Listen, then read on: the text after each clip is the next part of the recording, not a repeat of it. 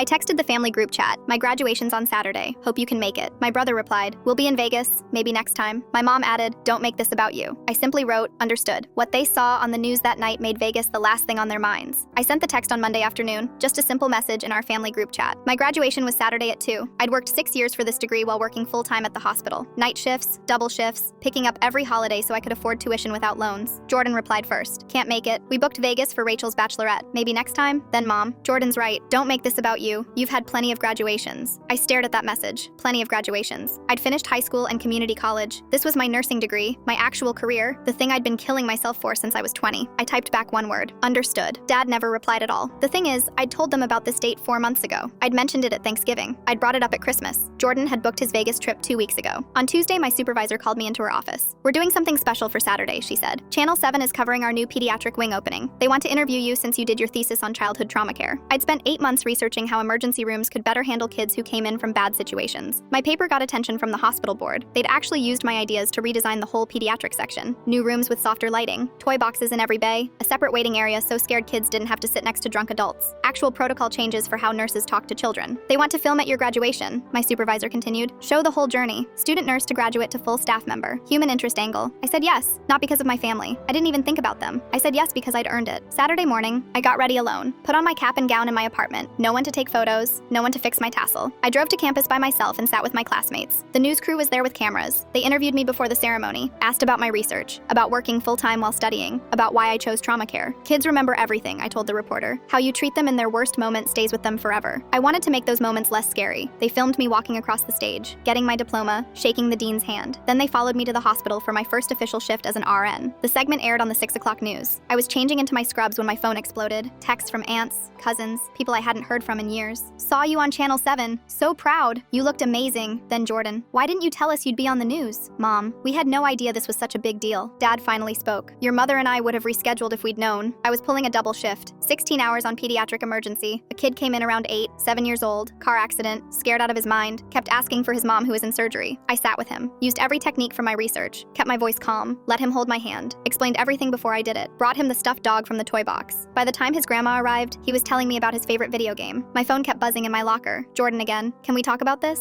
"Mom, you're being unreasonable. How are we supposed to know?" Group chat messages piling up. Dad suggesting Sunday brunch. Jordan saying he felt terrible. Mom writing paragraphs about misunderstandings. I didn't open any of them until my break at 2 in the morning. The news segment was online. Someone had shared it on Facebook. It had 4,000 views. Comments from people talking about how hospitals needed more nurses like me, how my research mattered. A mom wrote about how a nurse like me helped her daughter after an accident. I screenshot that comment and posted it on my own page. Didn't tag anyone, didn't write anything else. Then I put my phone away and went back to work.